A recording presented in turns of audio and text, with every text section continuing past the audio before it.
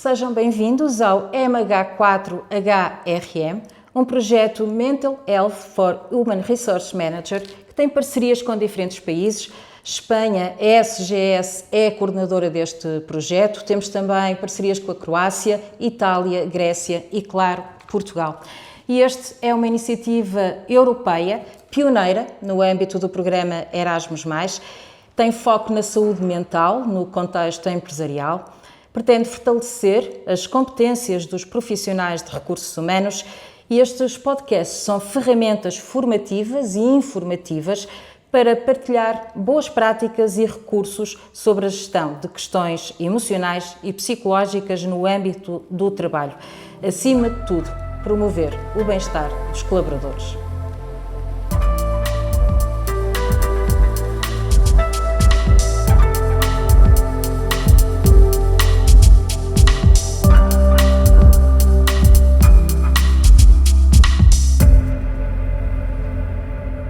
Sejam bem-vindos a mais um podcast sobre recursos humanos e saúde mental. Um tema importante, atual e muito pouco falado ainda hoje. Temos connosco João Ramos, médico de especialidade em medicina do trabalho, portanto importante nesta temática. Penso que não vou cometer nenhuma gafe, mas é técnico superior de segurança, é também formador e exerceu no SNS, portanto no Serviço Nacional de Saúde, Medicina Familiar. Está muito apto a trabalhar com micro e médias empresas e, portanto, na sua experiência já lidou certamente com casos onde a saúde mental estava fragilizada. O que lhe pergunto é que sinais é que se pode encontrar ou reconhecer quando a saúde mental de um trabalhador, de um funcionário, poderá estar em causa? Os sinais são muito extensos e simultaneamente extremamente vagos. Depende muito da sensibilidade da pessoa que acompanha esse mesmo trabalhador, quer seja médico, quer seja alguém da chefia, inclusivamente às vezes as pessoas, colegas com o mesmo posto de trabalho. Uma das coisas que nunca acontece, aqui o que eu vejo em termos de chefias, e quando eu digo chefias, digo inclusivamente as intermédias, é que nunca ninguém pergunta ao trabalhador, então, como é que estás? Como é que está a tua família? Porque quantas e quantas vezes as alterações comportamentais ou labilidade emocional, etc., não têm absolutamente nada a ver com o trabalho em si. Muitas vezes têm a ver com aquilo que está por trás. Família, filhos doentes, filhos deficientes, doenças graves, onde as pessoas não têm abertura e não querem sequer conversar. Por conseguinte, acho que as coisas começam exatamente por este ponto. Uma das coisas também que eu vejo que nunca, muitas vezes, nos recursos humanos, quando estão a recepcionar um trabalhador, eventualmente para uma entrevista de emprego, só lhes interessa o currículo, aquilo que eles sabem ou não fazem fazer, e, entretanto, ninguém lhe pergunta também, então, como é que se sente, se é uma pessoa feliz na vida, se não é, como vai a família, como não vai, porque nós não conseguimos nunca dissociar o trabalho da família e tudo aquilo que rodeia ambos. Porque às vezes são próprios colegas de trabalhos que eventualmente um ou outro que não está bem e aquela pessoa sofre mais em termos psicológicos, outras vezes vem da família, enfim, montes de situações que seria aqui quase uma lista infinita. E é possível identificar alguns sinais mais claros, mais visíveis de que um trabalhador possa não estar bem? Fundamentalmente, as alterações que ele possa vir a apresentar ou a demonstrar perante os outros daquilo que não era habitual nele. Ou seja, se alguém sempre foi uma pessoa, como é de dizer, de bom trato, alguém que nunca levantou a voz a ninguém e de repente passa a ter um trato execrável ou eventualmente a gritar por tudo e por nada, E isso é sinal mais que evidente de que alguma coisa não está bem. Outros, pode ser, por exemplo, o isolamento num local de trabalho, deixam de conviver com os colegas, deixam de conversar em equipe, aquilo que antes faziam. Por isso é tudo tão... Mas esses pequenos sinais, que até acabam por ser grandes, mas podem alertar chefias ou até mesmo recursos humanos para uma situação que possa não estar bem com aquela pessoa, não é? E o doutor há pouco falou de algumas causas, porque muitas vezes focamos a fragilidade da saúde mental em contexto de trabalho. Mas às vezes é lá que se reflete, mas as causas podem ser exteriores ao contexto laboral. E nessa altura, o que é que acha que é importante fazer? O que é que os recursos humanos, o que é que as chefias podem fazer numa situação em que se apercebem de que algo não está bem? Os recursos humanos ou as chefias, muitas vezes para chegar às chefias dos recursos humanos ou à chefia mesmo da empresa, têm uma série de chefias intermédias que eu considero que às vezes acontece como no exército, em que o soldado tem uma coisa a reportar, mas não pode fazê-lo diretamente ao comandante da unidade, que seja um coronel ou algo assim, não. Tem que passar exatamente por todos os pontos intermédios. Isto é uma dificuldade. Aí teria que também as próprias empresas agilizarem a comunicação de qualquer trabalhador, por exemplo, com um gabinete que possam eventualmente criar para dirimir conflitos, que tenham o nome de dirimir conflitos, mas que no fundo quem lá está que tenha outra perspectiva para ver as coisas e para as sentir. E acho que fundamentalmente esta situação, por isso, isto passa muitas vezes exatamente por a pessoa que está acima ou pelos próprios colegas e não propriamente pelas chefias de topo da empresa. E deve-se abordar a pessoa, deve-se tentar falar com a pessoa, mas se calhar de uma forma mais pessoal, mais íntima, para não falar à frente de toda a gente. Como é que se deve tratar uma situação dessas? Isso é uma situação extremamente complicada, autenticamente. Porquê? Porque normalmente as pessoas não querem falar dos seus assuntos pessoais, das coisas que são íntimas. E por isso é que têm dificuldade, inclusivamente, em pedir ajuda, vamos supor, a um psiquiatra. Preferem ir a um neurologista, porque o neurologista trata o problema dos nervos, que está associado não aos nervos da ansiedade, mas está associado às outras coisas. Então, passa a ser um estigma se eu disser que eu vou ao psiquiatra ou eu vou ao psicólogo. Então, arranja uma situação intermédia. Vou ao neurologista. Eu vejo que uma grande parte dos neurologistas, as pessoas saem de lá medicadas e andam a ser medicadas exatamente da área psiquiátrica. Outro ponto extremamente importante é o sigilo. E é aquilo que não se vê nas empresas. É que se alguém conta alguma intimidade relacionada até com uma doença grave que a própria pessoa tenha, ou que tenha descoberto, ou que tenha de um familiar, ou que tenha outra coisa qualquer, costuma-se dizer que, ou seja, como dizia o meu avô, podes-me contar o que quiseres, que eu guardo pleno segredo. Só conta uma pessoa de cada casa. Pronto, ou seja, isto em termos de empresas, lamentavelmente é aquilo que acontece. Aquilo que eu vejo em termos gerais. As pessoas não sabem guardar sigilo daquilo que é mais pessoal dos outros. Isso é uma situação de agravamento, exatamente, quer da situação do trabalhador que está nessa situação, eventualmente, que está vulnerável, quer de outros que eventualmente possam estar e dizem, não, agora se acontece aquilo ou aquele, o que é que não poderá eventualmente acontecer a mim? Quando falamos de saúde mental nas empresas, falamos de quê, doutor?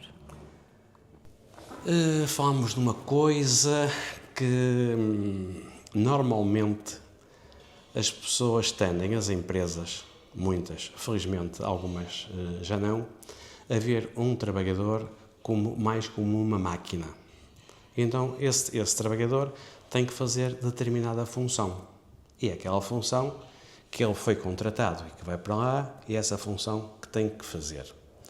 Por conseguinte, os problemas familiares, dizem-nos alguns muito diretamente, ficam à porta da unidade fabril ou à porta da empresa. Aqui, esses morreram. Aqui, trata-se das coisas que eventualmente estão aqui. Pronto.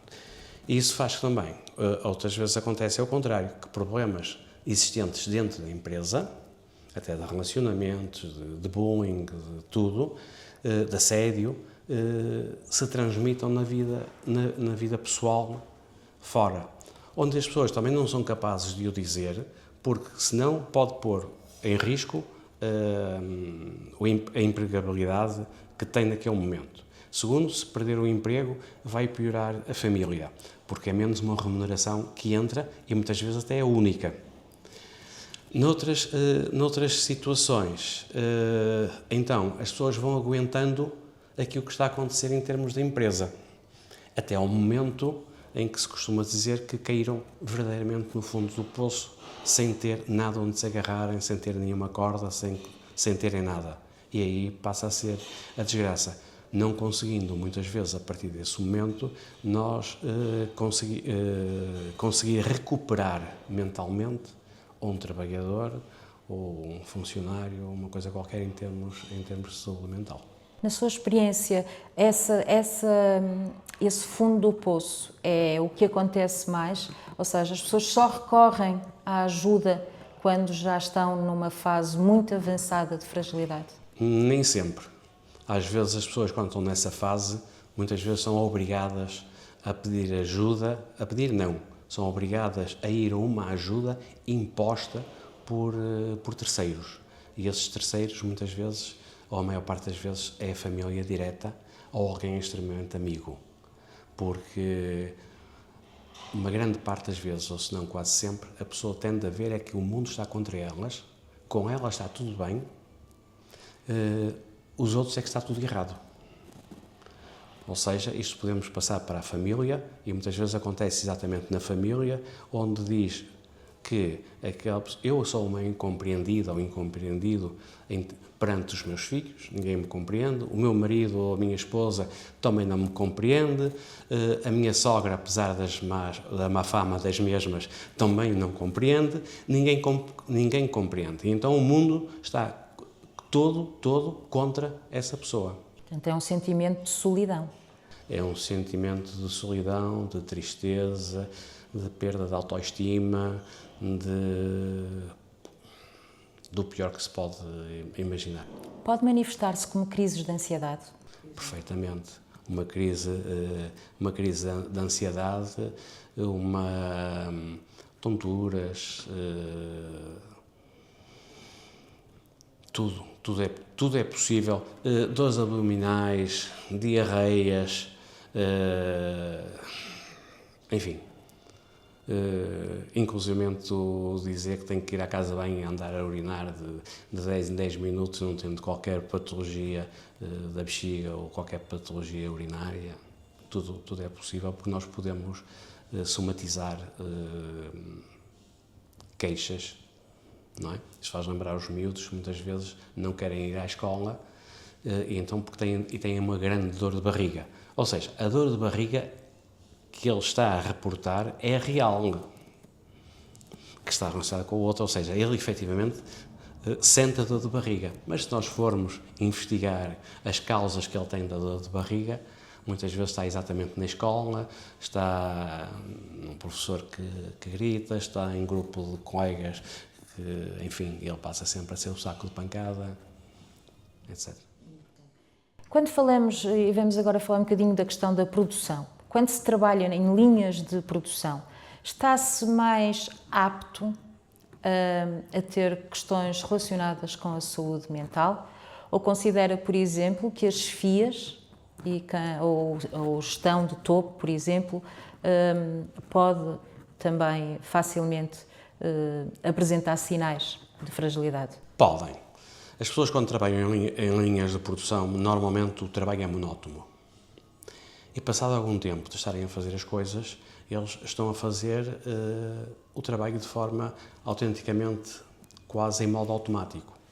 E quando eles estão a fazer o trabalho em forma automática, não conseguem dizer eu sou útil em alguma coisa porque eu faço alguma coisa por mim e estou a apresentar alguma coisa minha. Por isso, aí é um problema, porque só algumas pessoas que efetivamente se conseguem adaptar a esse tipo de trabalho, mas isso são poucas. Os outros nunca gostam. Por isso é que a mudança, a rotatividade, por exemplo, pausas que são feitas, outro tipo até de, por exemplo, a meio de uma manhã ou a meio de uma tarde, uma mini reunião com a chefia para perguntar, ok, o que é que nós podemos melhorar ou não hoje, inclusivamente até para lhes dar um obrigado pela produção que tiveram, porque pode acontecer que efetivamente aquele dia foi mais produtivo. Ou seja, há fábricas que põem sempre os índices de produção à entrada, quando as pessoas estão a entrar na atividade para o trabalho. E então é assim, nós não podemos fazer menos do que aquilo que eu fazia antes. Mas se eu hoje, por coincidência, me dói ligeiramente um ombro, um cotovelo, ou me dói uma mão, se calhar já não vou produzir o mesmo. E então, muitas vezes, vêm perguntar, afinal, porque é que não conseguiste fazer X unidades e só fizeste X menos Y? Isso põe uma carga enorme em cima das pessoas e leva exatamente as pessoas a entrar em burnout, a não suportarem o trabalho, etc. Tendo também em conta que uma das coisas importantes era a valorização, mesmo nas tarefas que são automáticas, a valorização da pessoa, no sentido de escutá-las, perguntar o que é que poderia ser melhor para elas naquele posto de trabalho, se não seria melhor também, eventualmente, rodar com outros sítios. Mas isso é uma coisa que está tão institucionalizada, quase, nos nossos empresários, muitas vezes não os empresários, são exatamente as tais chefias intermédias todas por aí, que as coisas têm que estar assim, porque eu tenho que apresentar resultados à chefia, o outro tem que apresentar resultados à chefia, também não podemos, a produção que temos, não podemos ter material rejeitado, ou seja, as coisas que não saem bem e que no fundo têm que ser ou recicladas ou ir diretamente para o lixo, já passaram a ser mais do que aquilo que eventualmente era expectável. Por isso, há tanta pressão, tanta a sofrer pelos nossos trabalhadores. Na sua experiência, acha que a visão sobre a saúde mental tem vindo a mudar? Eu, como médico do trabalho e também como auditor das auditorias que fazia, só tive uma única empresa numa auditoria que no final, na reunião geral feita com a administração e com as pessoas, chefes das áreas que foram auditadas, no final diz assim, bem, de tudo aquilo que está escrito, o que é que mais nós poderemos fazer, efetivamente, para melhorar a situação dos nossos trabalhadores? Uma única empresa. Talvez isto diga tudo. Acha que a produção, isso eu acredito, não é? E está comprovado, que a produção, seja em que área for, seja em termos de fábrica, seja outro tipo de empresas, toda a produtividade, a produção de um trabalhador está automaticamente ligada ao bem-estar? É óbvio que tudo também está ligado ao bem-estar. O que é necessário é que, exatamente, quem comanda a empresa também tem essa noção. Porque não é só o bem-estar físico que nós sabemos perfeitamente que movimentos de repetitividade podem provocar lesões físicas, desde epicondilites, patologias do ombro, etc. E por isso é que nós temos as doenças profissionais que estão relatadas. Só que em relação à saúde mental, também os riscos são iguais, só que a nossa legislação em termos de doenças profissionais na saúde mental, e presumo que também no seu conjunto os países da União Europeia, é algo que não está valorizado. Porque é mais difícil de aferir, porque é mais... tem todas as dificuldades, ou eu diria, de poderem atribuir a outros fatores que menos exatamente o trabalho que é executado. Não, aquilo não tem a ver dali, é que tem a ver com uma doença que teve, ou porque o pai é que está doente, é a mãe que está, ou até ter a avó que já morreu há não sei quantos anos, é que agora ficou doente e por isso é que ele faltou faltou ao trabalho, não é? Mas pronto, é essa a dificuldade toda. Mas há uma tentativa de, se calhar, hoje em dia, começar a melhorar ou a promover a saúde mental dentro das organizações. E há pouco o doutor falava-me de uma série de itens que gostaríamos que partilhasse connosco sobre aquilo que hoje em dia poderá ser feito e pode ser trabalhado nessa vertente. Não, exatamente. Há muitas coisas que podem ser feitas, não é? E que, por exemplo, em relação a recursos humanos, e quando eu digo recursos humanos, não falo só nos recursos humanos, como já devem ter entendido, a pessoa que está a recrutar pessoas ou que está a fazer os pagamentos, não. No fundo, recursos humanos são todas as pessoas que fazem parte da cadeia e cada uma sempre em relação aos seus, entre aspas, subordinados. E nessa situação, por exemplo, a capacitação focada em habilidades como inteligência emocional era uma situação também importante, a regulação emocional, a resolução de problemas dentro da empresa ou entre pessoas que estão, a comunicação interpessoal também e os primeiros socorros mentais.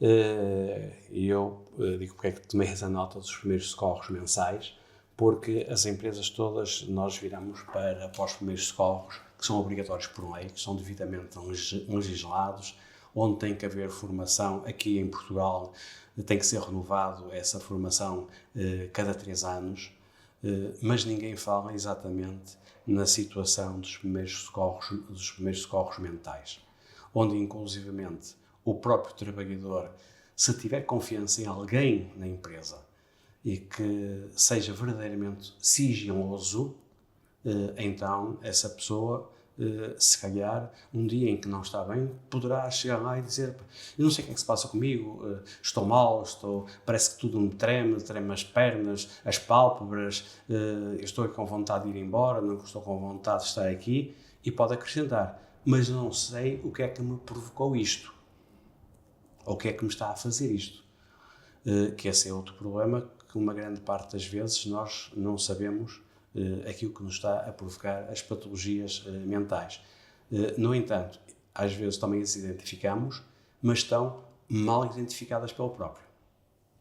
Que não é exatamente aquilo a causa, mas a causa é outra, completamente diferente do que aquela que ele, eventualmente, como trabalhador, aponta. Os primeiros socorros mentais é algo que não está implementado nas empresas. E isso exige o quê? Formação específica nas várias chefias, ou também pode ser dado para todas as pessoas? Esse é um pouco mais complexo. É complexo pelo seguinte, porque, vamos supor, eu posso ter uma empresa onde tenho uma pessoa em primeiros socorros normais, que sabe que chega lá, que como é que desinfeta uma pequena ferida, que põe um penso por cima, ou põe dois, e resolve o problema. Aí teríamos que ter alguém que tivesse essa sensibilidade mental, que fosse altamente sigilosa, mas que fundamentalmente fosse uma pessoa a quem todos respeitassem como competente. Ou seja, isso faz lembrar de uma hierarquia, onde eu posso ter alguém que hierarquicamente é que tem a competência final e, no entanto, nenhum dos seus subordinados reconhece competência. Se quer um par, tal qual eles, se disser, não, nós vamos fazer isto ou vamos fazer de outra forma, todos vão fazer porque veem a autoridade. E isso muitas vezes é que está completamente separado nas empresas, que é a autoridade estatutária não corresponde à autoridade que as pessoas reconhecem, não é? Reconhecida exatamente pelos outros. E as empresas muitas vezes também não vão atrás disso, porque essas pessoas a quem a autoridade é reconhecida pelos seus pares, muitas vezes essa é que devia ser a chefia. E os primeiros socorros ajudam a sinalizar, se calhar, os primeiros sintomas de que algo não está bem. Estes primeiros socorros às vezes poderiam não ser propriamente primeiros sintomas, mas podia ser como que, entre aspas, um desabafo que alguém está a ter porque precisa de conversar com alguém e a partir daí para ser exatamente encaminhado. Aqui o meio de trabalho pode funcionar bem, mas também o médico do trabalho não é mais que uma pessoa e, como tal, como pessoa que é, também tem as suas próprias sensibilidades, não é? Ou seja, eu posso ser psiquiatra, por exemplo, mas estar muito mais virado para os problemas da ansiedade e não estar virado, por exemplo, tanto para os problemas depressivos, onde eu possa ter mais dificuldade em tratar, em resolver, ou obsessões, outras coisas quaisquer. E isso com toda e qualquer especialidade médica. Acha que a formação deverá ser transversal na área da saúde mental? Deverá ser transversal na empresa e, por exemplo, e focando nos recursos humanos, até porque este podcast é muito focado nesta vertente, a formação de recursos humanos deveria ter parte da saúde mental? A formação dos recursos humanos deveria ter, e assim como todas as FIAs, porque muitas vezes basta o dizer um obrigado, um parabéns por aquilo que fizeste hoje, um obrigado por, olha, eu sei que tens o teu filho que está doente e que efetivamente arranjaste de forma a ficar com alguém e vieste trabalhar. Isso é o reconhecimento. E quem não é reconhecido tenta não estar bem, seja onde for. Isto acontece dentro da própria família. Se dentro de um casal nunca ninguém disser obrigado ao outro, rapidamente as coisas vão acabar. Em termos de empresas, funciona exatamente da mesma forma. E quando a saúde mental falha, o que fica, doutor? Fica um grandíssimo problema, onde muitas vezes as pessoas se autodespedem, conforme eu conheço casos, em que ao fazer o autodespedimento, o que acontece é que as pessoas não têm direito a fundo de desemprego, não têm direito a nada. E eu, por exemplo, posso dar o exemplo aqui de um acontecimento de alguém que era enfermeiro, tinha uma patologia psiquiátrica grave, onde de vez em quando descompensava, às vezes, então ficava sem trabalhar, quando voltava era excelente como enfermeiro, mas um belo dia, nesses momentos de descompensação, resolveu preencher um papel e pedir a exoneração do cargo. E a chefia, pura e simplesmente, aceitou a exoneração e ele ficou desempregado, como desempregado que estava. Não tinha direito a fundo de desemprego, não teve, a sua saúde mental agravou-se muitíssimo, porque depois faltou-lhe o dinheiro para poder pagar medicamentos. houve vizinhos e amigos, etc., que andavam a pagar a medicação e a pagar consultas, etc., e neste momento ele tem uma coisa chamada rendimento mínimo de reinserção. Ou seja, como é que a não atenção de uma entidade empregadora, não é, pode exatamente destruir completamente a vida de alguém que, como trabalhador, era bom profissional, tinha momentos de doença, que nessa altura saía e ficava de baixa médica. Daí ser vital as empresas terem essa inteligência emocional, essa sensibilidade para reconhecer essas fragilidades. Exatamente. Isso é dos pontos mais essenciais. Isso depende também da sensibilidade. Voltamos outra vez à sensibilidade e podemos passar pela sensibilidade emocional. Até aí já podemos subir ao topo dos recursos humanos, não é? E saber porque é que esta pessoa agora de repente me diz que vai embora, não é? Se ela vai embora porquê? Mas tem outro emprego, vai para outra empresa, não vai para outra empresa, é apenas por isso. Mas se vai para outra empresa e era bom trabalhador, porquê é que vai para outra empresa? Porque a pessoa, inclusivamente, pode estar a mudar de empresa e ir para uma onde vai ganhar menos. E onde os seus honorários no final do mês são inferiores, mas dizem assim, mas ali, naquela empresa, a pressão psicológica e a pressão de trabalho é menor. Eu tenho colegas que já foram para lá, até fazem mais, por incrível que pareça, não é fazem menos, fazem mais, mas andam contentes da vida, sem sentirem que o trabalho está a interferir na sua vida pessoal ou na sua vida familiar.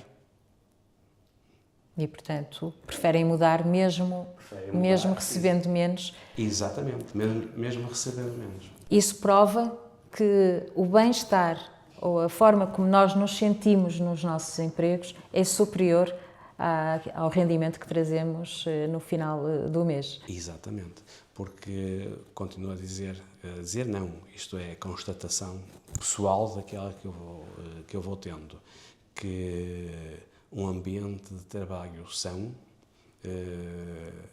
esse muitas vezes tem mais valor para as pessoas do que tem a remuneração mensal que possa trazer no final do mês.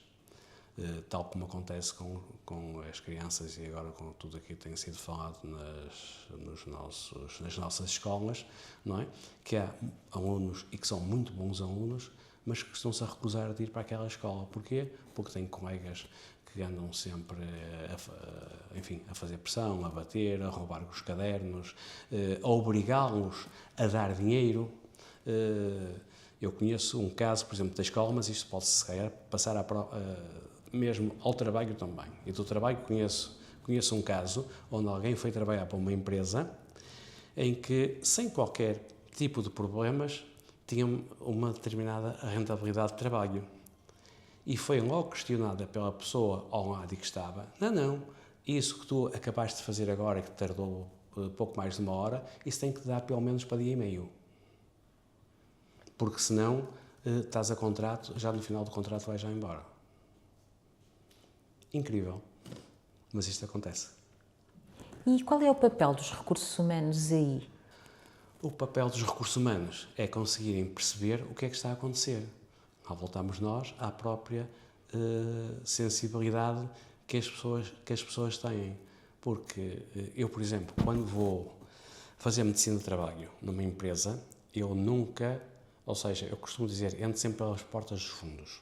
E sistematicamente vejo os trabalhadores nos seus postos de trabalho. E se uma vez passei entre duas linhas, na próxima vez passo entre outras duas, etc.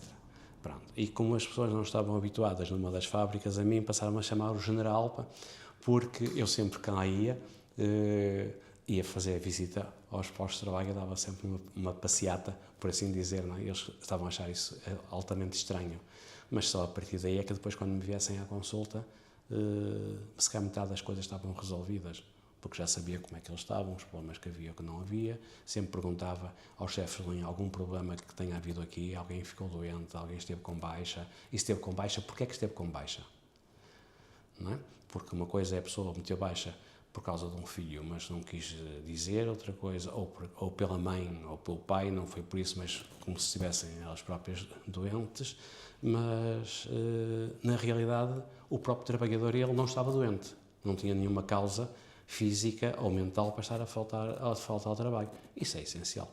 E essa proximidade, o ver com os próprios olhos, não esperar que a informação chegue ao gabinete, é também essencial para a prevenção. Essa é que é essencial. E por isso é que às vezes eu costumo dizer que as próprias chefias das empresas deviam comunicar com todos os trabalhadores, todos. Nem que fosse muitas vezes, nem que fosse uma vez por mês, 2 em 2 meses, etc. Estar com eles. Há empresas, como aconteceu com uma que eu não vou fazer publicidade, que é do centro do país, onde conhecia os trabalhadores todos pelo nome.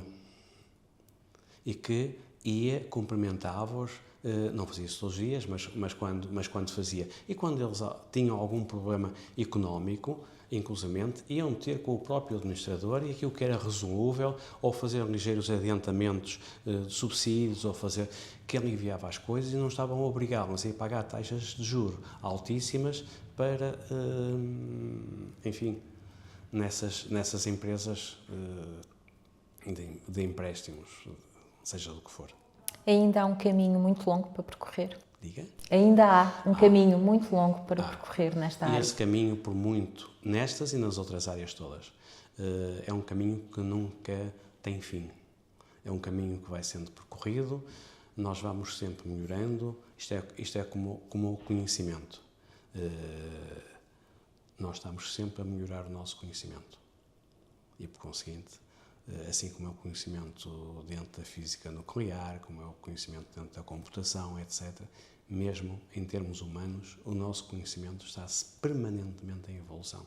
E a saúde mental de agora não é a mesma de antigamente? As exigências são maiores? São. Em termos psicológicos, fundamentalmente muito maiores. Nós antes tínhamos mais trabalhadores braçais, por assim dizer, e hoje temos muitos trabalhadores intelectuais.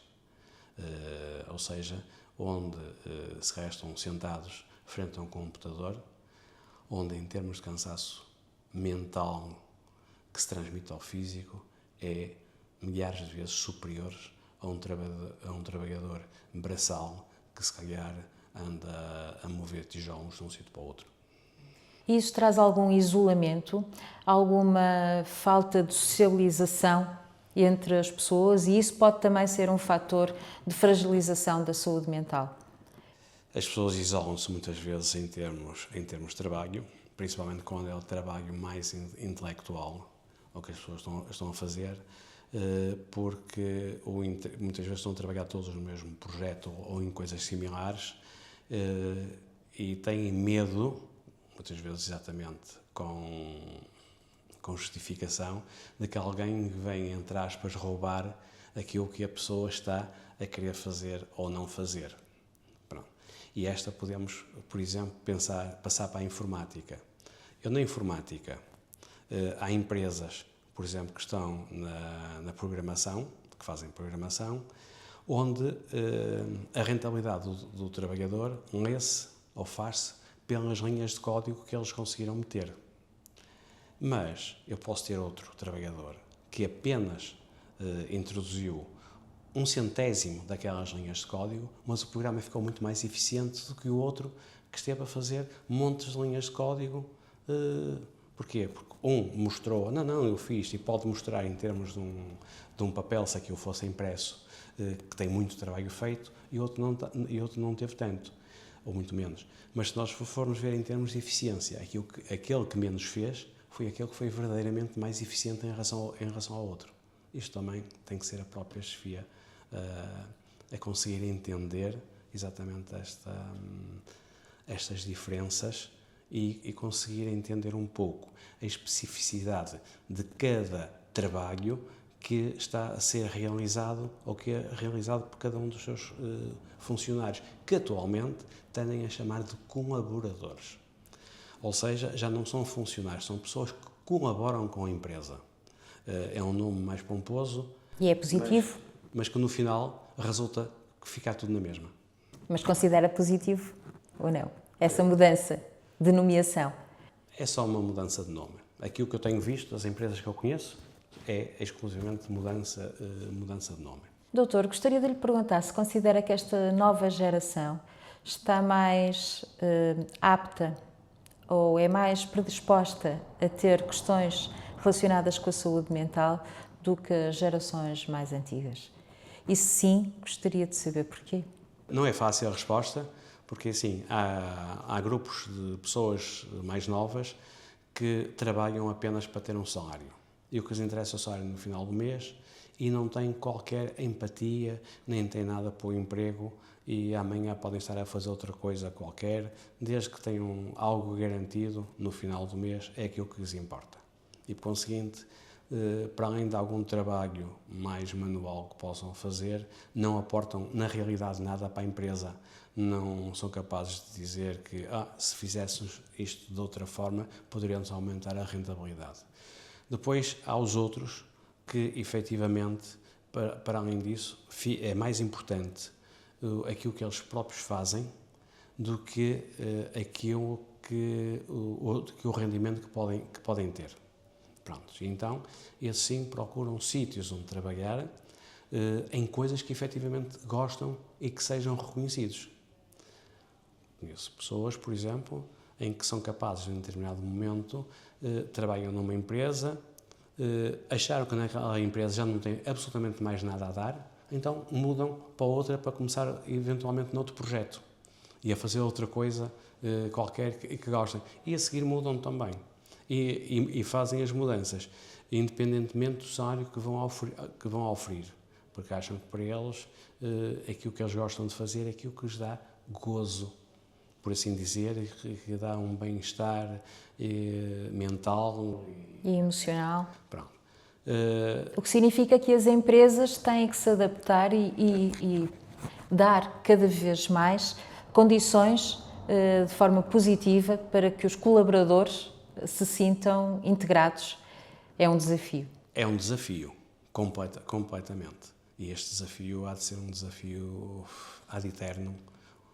Se estivéssemos aqui a um ano a conversar sobre isto novamente, vamos ter uma situação, se calhar, de novos desafios que são postos e assim sucessivamente. Doutor, estamos a chegar ao limite do nosso tempo e eu gostaria de saber se tem algum conselho, alguma opinião que queira deixar, focando sempre na saúde mental e nos recursos humanos, que é essa a essência da nossa conversa. Em relação aos próprios trabalhadores, aos funcionários, por assim dizer, onde nesses funcionários eu incluo também os recursos humanos, as FIAs, as pessoas que trabalham nos recursos humanos.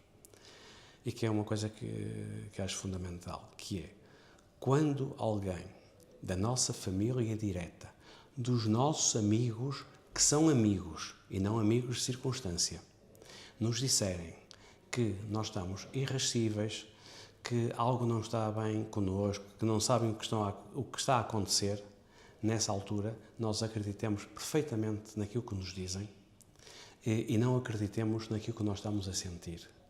Porque aquilo que nós estamos a sentir exatamente por uma mente que eventualmente está alterada por uma série de factos e não com a realidade. Ou seja, de uma forma simplista, se alguém atravessa um caminho de monte, de verão e de inverno, no dia em que disserem que houve alguém que foi violentado, que foi agredido, que foi espancado, roubado, a pessoa vai continuar a atravessar o mesmo caminho de monte, mas basta as folhas a moverem-se no chão com a brisa, que já são passos. As árvores a moverem-se com o ar, que já são pessoas a esconderem-se. Ou seja, que perante rigorosamente a mesma situação e a informação que nos foi dada de antes, a nossa percepção muda completamente. Muito obrigada mais uma vez por ter aceito o nosso convite, por ter partilhado toda a sua experiência e os conselhos que deixou.